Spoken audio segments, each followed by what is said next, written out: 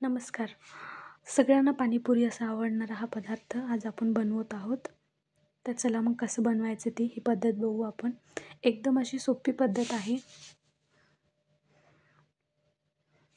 पहिल्यांदा मी इथे चणे आणि चिंच भिजवायला ठेवली होती आणि एका बाउलमध्ये 1 वाटी बारीक रवा घेतला होता, जे सगळ्यांच्या घरी असतोच.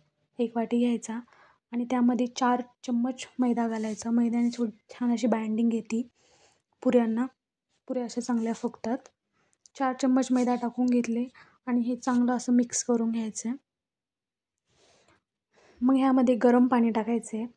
हे गरम पाणी टाकल्याने गरम पाणी टाकून चांगलं असं मिक्स करून घ्यायचं. हे चांगलं घट्ट डो बनवायचा हा. चांगलं पातळ नाही बनवायचा हा. चांगला असा घट्ट डो तयार करून घ्यायचा आहे. ह्याच्याने चांगल्या पुऱ्या फुगतात. आणि मग नंतर ह्याला 15 मिनटासाठी रेस्ट करायला ठेवायचं आहे. कापड झाकून ठेवायचं आहे. आणि इकडे मी हे चिंच कोळून घेतली आहे आणि यामध्ये गूळ टाकून घेतलेला आहे. आणि दुसरीकडे कुकरमध्ये आपले हे चणे, हिरवे चणे आणि ह्याच्यामध्ये इथं आलू टाकले होते. ते रेकॉर्डिंग करायचं राहिलंच होतं. ह्याच्यामध्ये आलू पण उकडायला ठेवले होते. ते माझ्याने झालंच नाही रेकॉर्डिंग करणं. आणि इकडे मग हे आपलं तिखट पाणी बनवत आहे. ह्याच्यामध्ये कोथिंबीर, जिरं, लसूण, मिरची हे टाकून घेतली आणि मिक्सरमध्ये अशी फिरवून घेतली. मग नंतर हिरवी मिरची घालून घेतली आहे त्यामध्येच. हे आपलं मस्त तिखट पाणी तयार झालेलं आहे. मग यामध्ये ही जिऱ्याची पूड आणि जे काळं मीठ असते ना, ते टाकून घ्यायचं. म्हणजे काळ्या मिठाने अशी चव येते पाण्याला. इकडे मग हे जे आपण घट्ट डो केला होता मैद्याचा, त्याची अशी बारीक छान छोटे अशी पेढे तयार करून घ्यायचे आहेत, जेणेकरून आपल्याला पुऱ्या लाटायला सोपे जाईल. हे अशी मस्त छोटे करून घेतलेले आहेत पेढे. मग इकडे अशी पुऱ्या लाटायच्या. हे बघा, हे मस्त अशा पुऱ्या लाटायच्या छोट्या.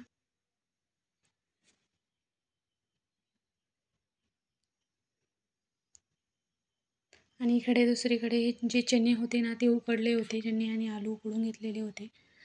ते चांगले असे मिक्स करून घ्यायचे आलू आणि चणे. ह्याला काही जास्त असं फोडणी वगैरे मारायचं नसते. ह्याच्यामध्ये फक्त आपले जे घरचे मसाले असतात ते टाकायचं. मीठ आणि लाल तिखट आणि हळद हे टाकून घेऊन हे मिक्स करायचं. हे चांगलं असं मिक्स करून घ्यायचे. मग वरतून कोथिंबीर टाकून घ्यायची.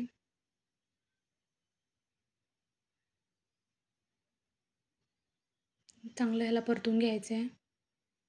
इकडे तेल ठेवले होते गरम व्हायला. मग नंतर ह्यामध्ये पुऱ्या तळून घेत आहे. हे मस्त अशा छान पुऱ्या फुगत आहेत आणि ह्याला कडक होऊ द्यायचं. छान असे लालसर. हे बघा, मस्त अशी फोडून दाखवते किती छान असे करंचित झाले आहेत पुऱ्या.